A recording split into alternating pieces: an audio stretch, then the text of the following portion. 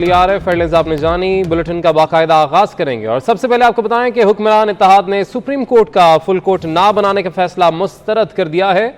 मौलाना फजलुर रहमान ने news conference में कहा कि पंजाब के केस के सिलसिले में अदालती कार्रवाई का बॉयकॉट करेंगे, मौजूदा बेंच के सामने पेश नहीं होंगे। वजीर खारजा बिलावल भुट्टो जरदारी का कहना था कि अदालत के वकार के लिए फुल कोर्ट का मुतालबा किया गया था। शाहिद खान अब्बासी ने कहा फुल कोर्ट बेंच का फैसला पूरा पाकिस्तान कबूल करेगा, अब इम्तिहान सुप्रीम कोर्ट का है। अदलिया ने बेंच ने एक गैर जानिबदार की हैसियत में ठंडे दिल के साथ हमारे मुतालबे पर गौर करने की बजाय और उसे कबूल करने की बजाय मुस्तरद कर दिया है। पंजाब के केस के हवाले से हम इस बेंच का बायकॉट करेंगे और इस मुकदमे का हिस्सा नहीं बनेंगे। हम अब इस केस के हवाले से इस बेंच के सामने पेश नहीं होंगे और मुकदमे का बायकॉट करेंगे।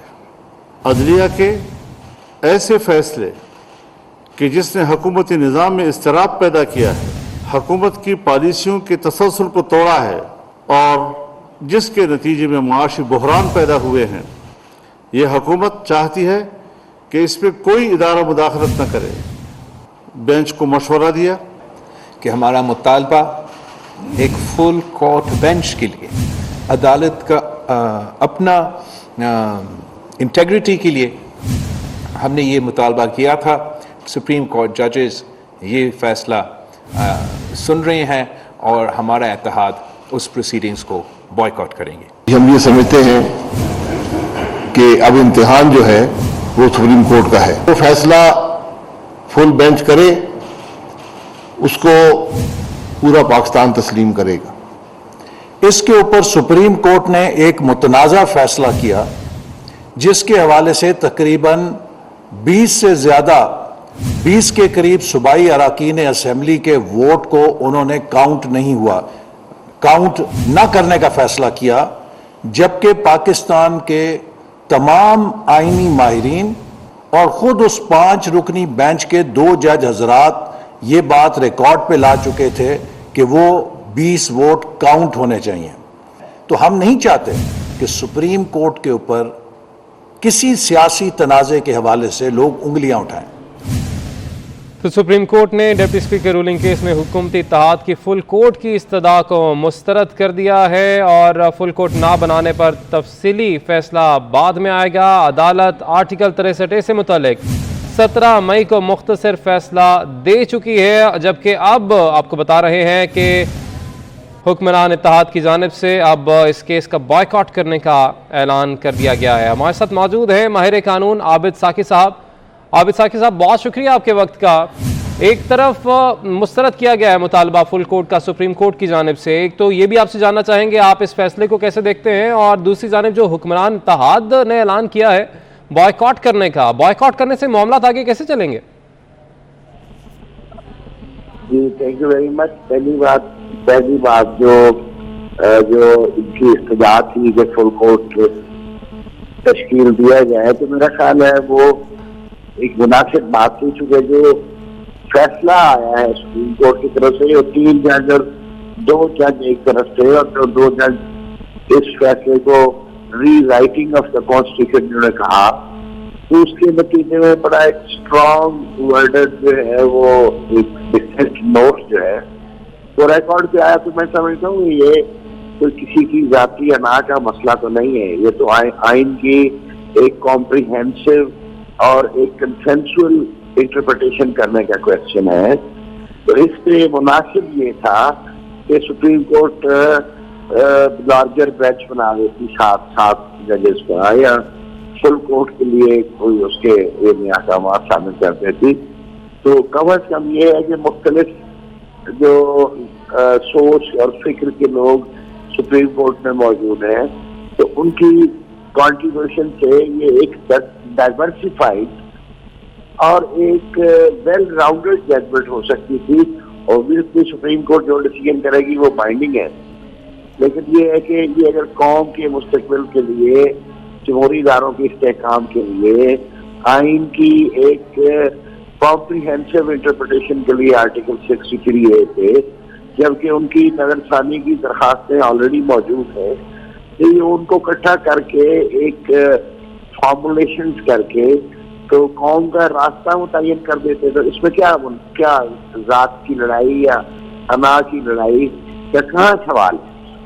यानी यही कहा जा रहा है ना कि आप मेहरबानी फरमा के अपने साथ और लोग भी शामिल कर लें, तो जो मर्जी फैसला कर लें। ये तो कोई नहीं कह रहा है इनको कि आप हमारे हक में फैसला करें। वो तो रिक्वेस्ट तो ये थी कि फुल कोर्ट जो है वो इस केस की समाप्त करे, because of its previous judgments जो हैं इस यानी पॉइंट पे मौजूद हैं और उनको देखना है वो नाज़िर बेंच की जजमेंट से। लेकिन एक कॉन्स्टिट्यूशनल क्वेश्चन के तौर पर सुप्रीम कोर्ट को इसे लेना चाहिए था और फराख दिली से लेना चाहिए था। मैं समझता हूँ कि फराख दिली नहीं दिखाई गई और अब ये बाइकआउट वाली जो बात है इसके बाद तो मुझे लगता है कि ये एक सोशल अनरेस्ट की तरफ मुल्क को धकेला जा रहा है या ले जाया जा रहा है या व्हाटएवर सर्कमस्टेंसेस आर। लेकिन ये जो जिस सब हम जा रहे हैं ये मैं समझता हूँ निहायत एक खौफनाक सूरत हाल की निशानदेही करती है। अच्छा, आबिद साकिब साहब हमारे साथ मौजूद हैं सीनियर तज्ज़ियाकार नवीद चौधरी साहब भी, वो भी आपसे सवाल करना चाहेंगे। अस्सलाम वालेकुम साकिब साहब। जी जी शशावत साहब। साकिब साहब, मैं ये जानना चाहूँगा कि आप बहुत मुतहर्रिक वकील रहनुमा हैं, पाकिस्तान बार कौंसिल के आप अहदेदार भी रहे हैं। मैं ये जानना चाह रहा हूँ कि इस हवाले से वकला के अंदर जो तशवीश पाई जा रही है उसका इजहार किस तरीके से होगा। देखिए, सुप्रीम कोर्ट बार ने तो नज़रसानी की दरख्वास्त दायर कर दी थी, उसकी समाअत का मौका ही नहीं आया और आज आपने देखा किस तरीके के साथ ना सिर्फ फुल कोर्ट के मामले को रिजेक्ट कर दिया गया बल्कि वो उसकी जो नई इंटरप्रिटेशन है उसी पर इसरार किया जा रहा है। तो वकला एज कम्युनिटी इस हवाले से क्या किरदार अदा कर सकते हैं? देखिए, वकला जो है वो हमारी लीडरशिप की जितनी भी आज वो वहाँ गए हैं उन्होंने किया है और उन्होंने रिक्वेस्ट की है। लेकिन ये अब कल फैसला आएगा जो तफसीली फैसला, फिर जाहिर है उसकी रोशनी में जो भी लीगल फ्रेटर्निटी की लीडरशिप जो है वो डिसीजन लेगी उसके मुताबिक देखेंगे। तो वैसे देखिए इसका जो अमल है वो सुप्रीम कोर्ट जो है उसके फैसले से मुस्तकबिल की सब जो है वो लगता है मुतय्यन होगी और हो सकता है कि ऐसा क्राइसिस डेवलप हो जाए कि तो इलेक्शन अनाउंस करने के अलावा कोई चारा न रहे। मुझे लगता है कि उस सूरत हाल की तरफ हालात जा रहे हैं। लेकिन इलेक्शन अगर अनाउंस होता है तो हम देख रहे हैं कि अदलिया भी उसमें बहुत बड़ी स्टेक होल्डर है। यहाँ पहले एक इशू है साकिब साहब, आप तो बहुत ज़्यादा समझते हैं सियासत को भी और कानून को भी, इस तरह से लेवल प्लेइंग फील्ड कैसे मिलेगी? बहुत सारे लोग ऐसे हैं जो शाकी हैं कि अदलिया ने हमारे मुतल्लिक ऐसे फैसले दिए और हमें सियासी मैदान से आउट कर दिया जो कानून के साथ मेल नहीं खाते थे और उनको बाहर बिठाया गया मैदान से। तो इस तरह की सूरत हाल में ये कैसे मुमकिन होगा कि लेवल प्लेइंग फील्ड मिले सबको? देखें फिर तो आप जब तारीख के तालिब के तौर पर देखें तो अदलिया का जो किरदार रहा है मौलवी तक़ीउद्दीन से लेकर आज तक, तो आप देखिए जहाँ मुंतखब वज़ीर आज़म जो है उनको फांसियाँ दी गई, यहाँ मुंतखब वज़ीर को अदालतों के जरिए घर भेजा गया, यहाँ मुंतखब वज़ीर आज़म को यानी मौसमा बेनज़ीर भुट्टो के साथ जो अदालतों के जरिए करवाया गया और फिर खुद जुल्फ़िकार अली भुट्टो का जो जुडिशल मर्डर है जो तारीख में बहुत अच्छा दाग के तौर पर पाकिस्तान की जो अदालती तारीख में उसमें मौजूद है। तो इस तरह आप देखिए फिर ज़फ़र अली शाह केस में सुप्रीम कोर्ट ने यानी उसको जो इख्तियार उसने मुशर्रफ ने मांगे भी नहीं थे, यानी आइन में तरमीम का इख्तियार उसने मांगा भी नहीं था तो सुप्रीम कोर्ट ने अता फरमा दिया। तो कहने का मतलब ये है कि इस इदारे का जो तारीखी किरदार है उसको क्रिटिकली देखने की जरूरत है। मैं समझता हूँ कि ये कॉलोनियल कैरेक्टर की जुडिशरी है। हमारा जो यानी ऑपरेशनल मेथड है, पब्लिक ऑफिसर्स से बैठ कर यानी हुकूमती मसनदों पर बैठकर हम जिस तरह एक्ट करते हैं और जिस तरह के रवैये इख्तियार करते हैं, तो वो ऐसे हैं जैसे कॉलोनी में रहने वाले लोगों के लिए आप करते हैं। यू डोंट फील कि यू आर रिस्पॉन्सिबल और accountable to some citizen of the country. ये है हमारा स्टेट का जो कॉलोनियल कैरेक्टर है और हमारे इदारों का जो कॉलोनियल कैरेक्टर है, ये उसकी निशानदेही है और ये उसकी अलामतें हैं और बड़ी वाज़ेह निशानी है। ठीक है, आबिद साकी साहब हमारे साथ ही रहिएगा। हमें सलीम बुखारी साहब ने भी ज्वाइन किया है। बुखारी साहब, आपकी तरफ आने से पहले मैं चाहूँगा एक रहनुमाई हमें थोड़ी सी अगर मिल जाए आबिद साकी साहब की जानिब से कि सर अब क्योंकि हुक्मरान इत्तेहाद की जानिब से बाइकआउट किया गया है, अब कह रहे हैं कि हम इसका मजीद हिस्सा केस का नहीं बनेंगे, तो क्या अभी भी प्रोसीडिंग जारी रहेगी? कल 11:30 बजे समाअत है।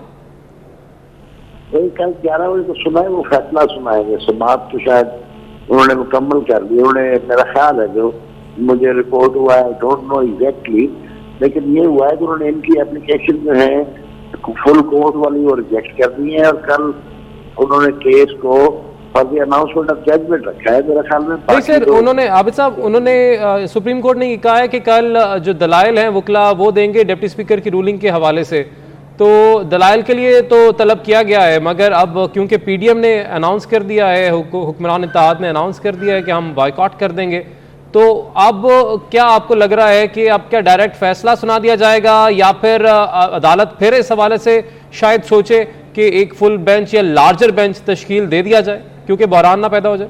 नहीं, मैं समझता हूँ ये बैद अज़ है और बैद अज़ इम्कान है कि ये जज साहबान दोबारा सोचें कि हम फुल कोर्ट बना देंगे। मेरा नहीं ख्याल ऐसा मुमकिन हो। ये कल फैसला सुना देंगे अपना, पर जो भी फैसला सुनाएंगे फिर जाहिर है वो अपना आईनी और कानूनी रास्ता इख्तियार करेगा। लेकिन ये जो ये पीडीएम की तरफ से ये जो बाइकआउट का ऐलान है, ये जाहिर है फिर इस मुल्क में एक अनरेस्ट की सूरत हो सकती है, एक यानी आप law and order situation create हो सकती है। कोई लोग यानी कोई ऐसी खुदा न खास्ता के लोग हंगामों पे उतर आए और ऐसी सूरत हाल से तो मैं समझता हूँ गुरेज करना चाहिए। लेकिन ये बहरान जो है, मेरा ख्याल ये है कि ये अब इलेक्शन की तरफ जाकर हल होगा। मुझे यूं लगता है कि चीजें उसकी तरफ जा रही हैं। ठीक है, बहरान अगर किसी तरीके से हल हो सकता है तो शायद इलेक्शन की तरफ मामला जाए। अब साकी साहब हमारे साथ ही रहिएगा। सना बुच्चा साहिबा भी हमें ज्वाइन कर चुकी हैं। सलीम बुखारी साहब, पीडीएम की जानिब से बाइकआउट का ऐलान कर दिया गया है कि इस केस का मजीद हम हिस्सा नहीं बनेंगे, मगर अगर केस का हिस्सा नहीं बनेंगे, बाइकआउट कर देंगे, तो व्हाट्स नेक्स्ट? आपको क्या लग रहा है? देखिए, पहली बात तो यह है कि ये बाइकआउट करने का इशारा तो उन्होंने सुबह की प्रेस कॉन्फ्रेंस में दे दिया था और फिर उसके बाद जो राणा सनाउल्लाह साहब ने कहा था वो भी बिल्कुल वाज़ेह तौर पे था कि इन्होंने रिजाइन तो करना है। मैं रिजाइन कह रहा हूँ, यानी बाइकआउट तो करना है। अब देखना ही है कि इनकी आगे की स्ट्रेटजी क्या होगी। सुबह तो जब प्रोसीडिंग होगी तो इनमें से कोई नहीं जाएगा, ये तो उन्होंने दिया है। मेरा ख्याल ये है कि यकीनी तौर पर पीडीएम इस वक्त बाद के ऑप्शन सोच रही है कि अगर फैसला कर ही देती है सुबह कोर्ट, यानी यूनिलैटरली फैसला हो जाता है, तो फिर सूरत हाल क्या होगी। मेरे ख्याल से जो बहुत सारे दीगर कॉन्स्टिट्यूशनल ऑप्शन हैं वो सोच रहे होंगे कि क्या हो सकता है। गवर्नर रूट्स की बात भी मैंने सुनी है किसी तरफ से, मैंने ये भी सुनी है कि इमरजेंसी डिक्लेयर, बहुत सारे ऑप्शन वो कह रहे हैं कि हम उसको कर सकते हैं, असेंबलियां तोड़ने की एडवाइस भेज सकते हैं। अभी तो चीफ मिनिस्टर है तो बहुत सारी ऑप्शंस की बात हो रही है, लेकिन ये कि केओस जो है वो खत्म होने की बजाय और बढ़ता जा रहा है। इस वक्त जो मंजरनामा है वो मेरा नहीं ख्याल कि ना हुकूमत को सूट करता है ना ही वो अपोजिशन को सूट करता है। अब ये ऊँट किस करवट बैठेगा, मेरे ख्याल से कल तक इंतजार करना पड़ेगा। कल पता लगेगा सुबह जब 11:30 बजे कोर्ट लगेगी, उसमें क्या मंजरनामा होता है और क्या फैसला सुप्रीम कोर्ट करने जा रही है कल। उसके बाद ही कुछ अंदाजा लगाना मुमकिन होगा कि अब क्या ऑप्शन।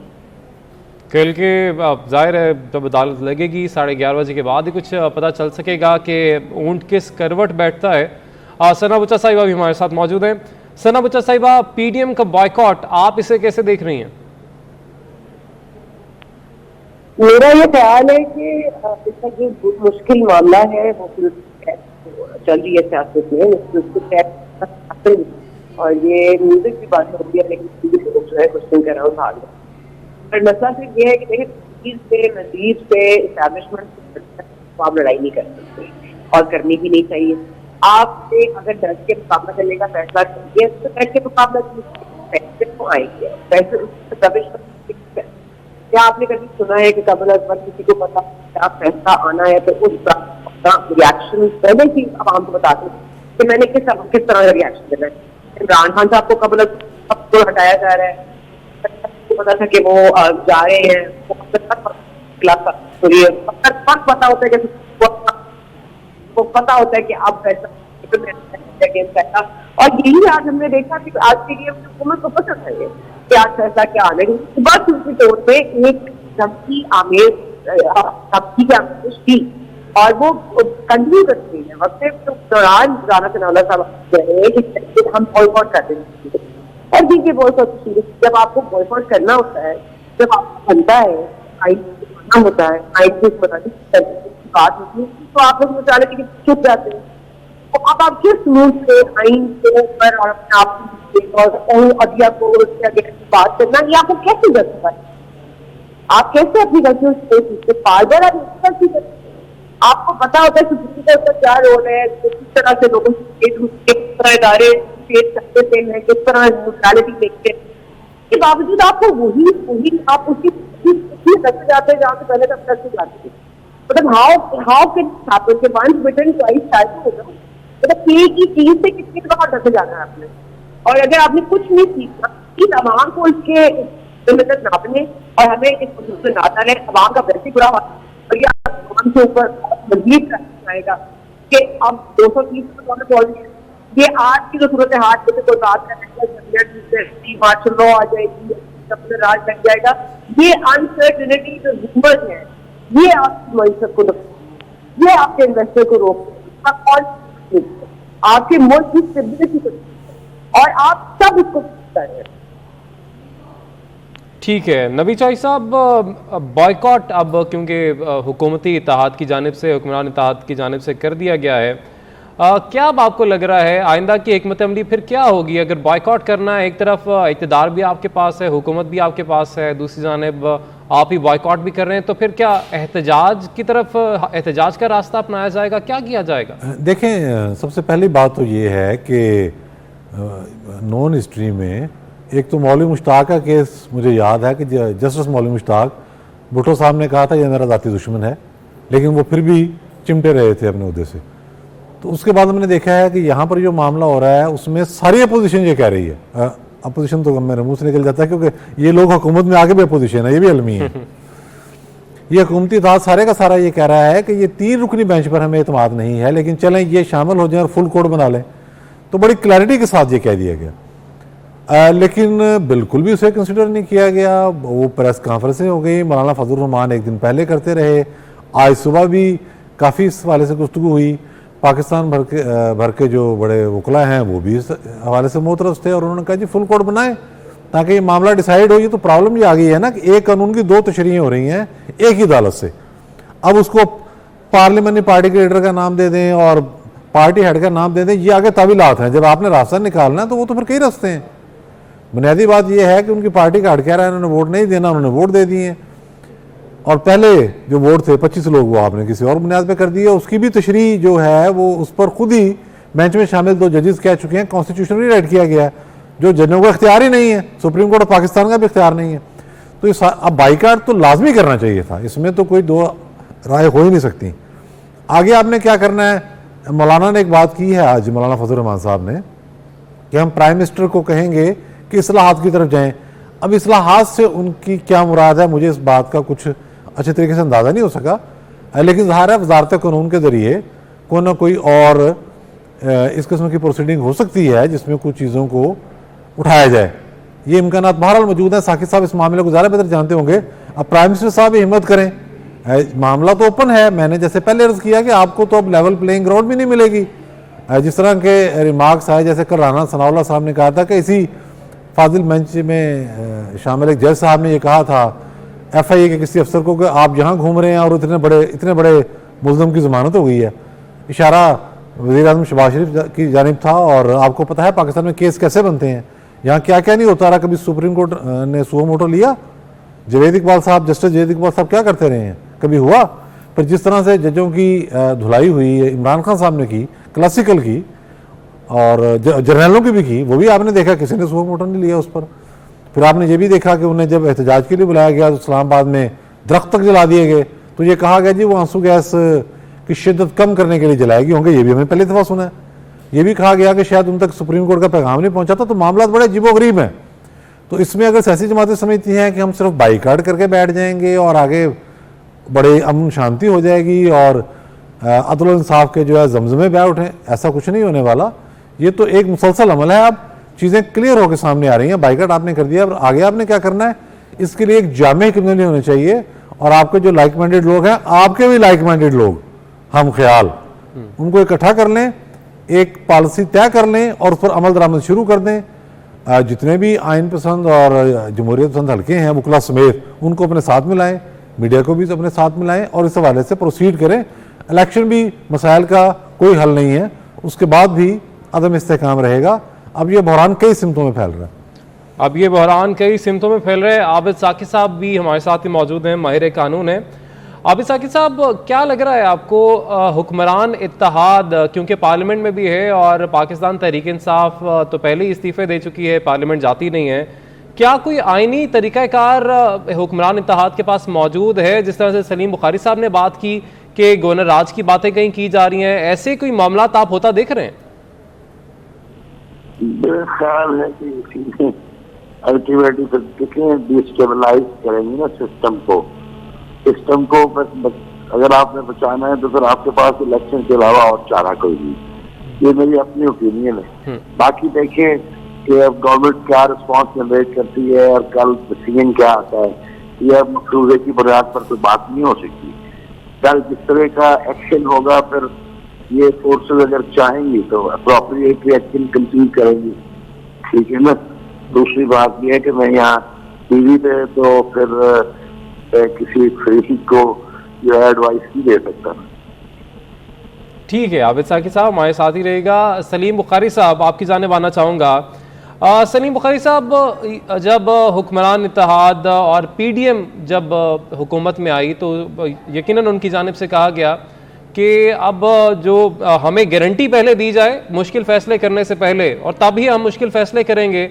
और उसके बाद जो उनकी बॉडी लैंग्वेज थी, जो टोन थी कि अब इलेक्शंस तभी होंगे जब शहबाज शरीफ चाहेंगे या मियां मोहम्मद नवाज शरीफ साहब चाहेंगे। तो अब आपको ये मामला किस तरफ जाता दिखाई दे रहा है? क्या अभी भी मामला ऐसे ही हैं कि इलेक्शंस तभी होंगे जब नून लीग चाहेगी या पीपल्स पार्टी या पीडीएम चाहेगी?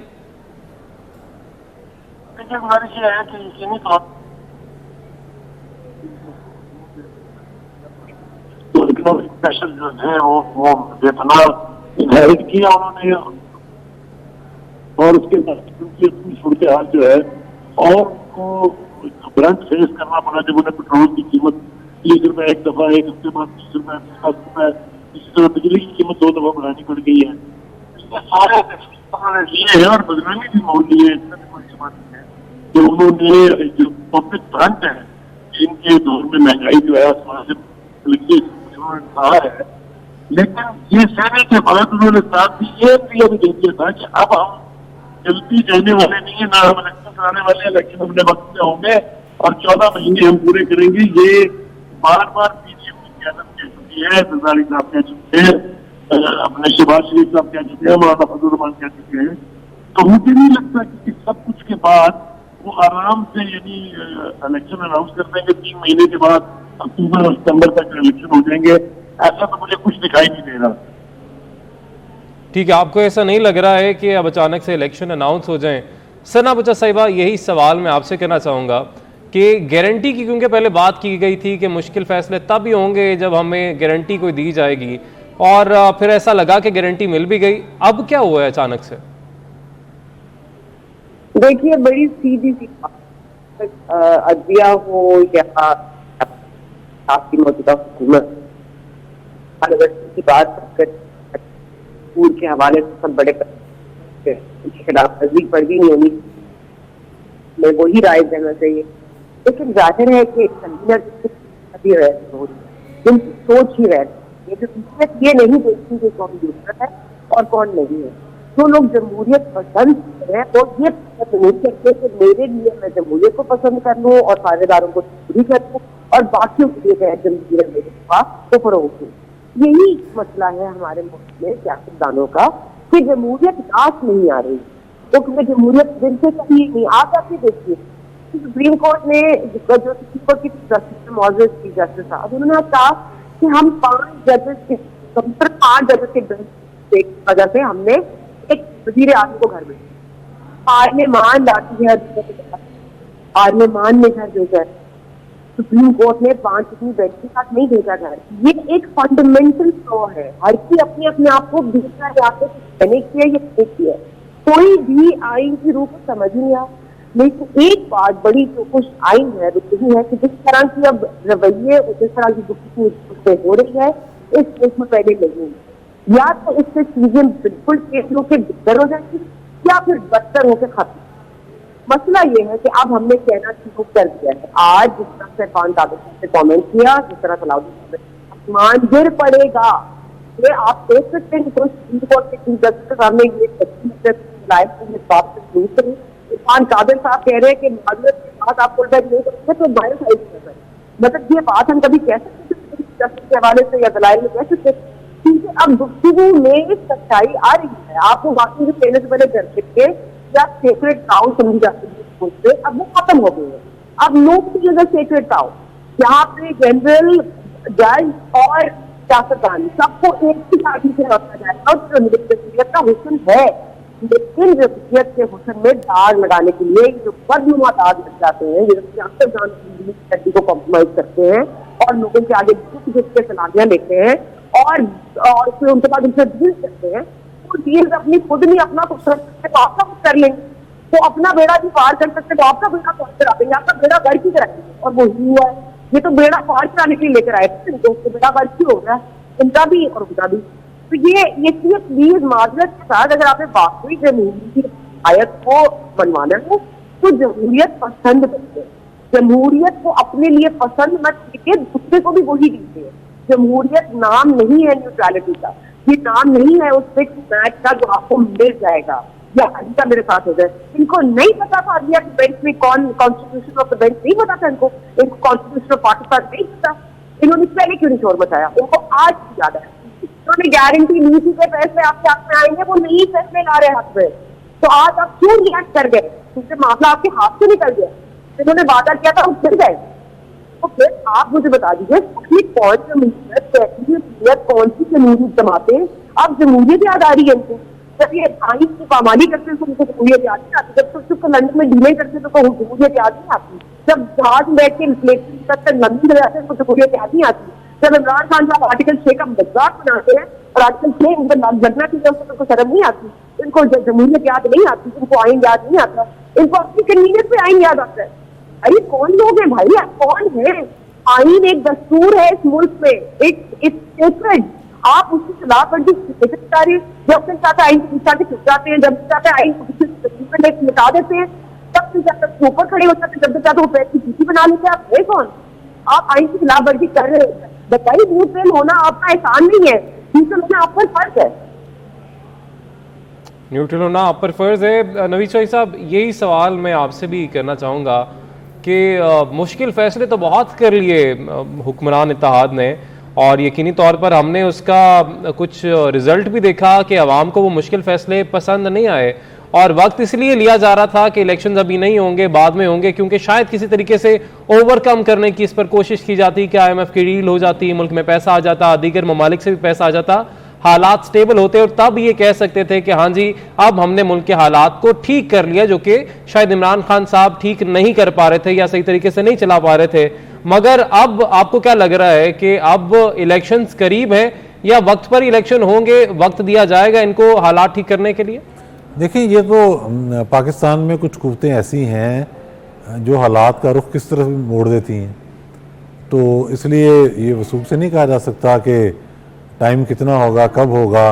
ज़ाहिर जो नवंबर की बात की जा रही है, अक्टूबर की, आई एम सॉरी जी, वो भी किसी ने नवंबर भी आम है सर, अक्टूबर भी आम है, अक्टूबर चूंकि नवंबर से पहले है तो उस हवाले से ये शोषा छोड़ा गया, उसके पीछे भी कोई दिमाग काम कर रहे हैं। आप देख नहीं रहे कि इदारों से ताउन कैसा मिल रहा है इस हुकूमत को, शहबाज शरीफ साहब बड़े सीजन सियासतदान हैं, फिर उनके साथ बहुत सारी सियासी जमातें जो हैं वो कौमी हुकूमत में शामिल हो गई।